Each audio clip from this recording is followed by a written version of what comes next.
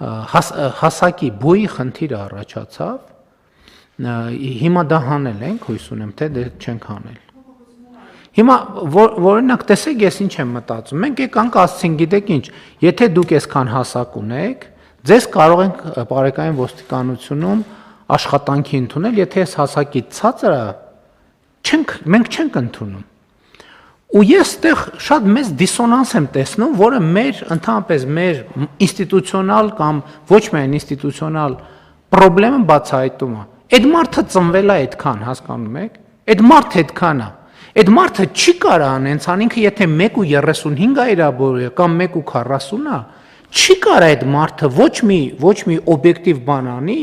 որ իր բոյը դառնա 1.57։ Բայց մյուս կողմից, եթե ասենք օրինակ մենք տեսնում ենք զինվորական ծառայության մեջ գտնվող մարդիկ, ովքեր քաշի ստանդարտները անգամներով բան են անում, գերազանցում են, մենք իրան բան չենք ասում։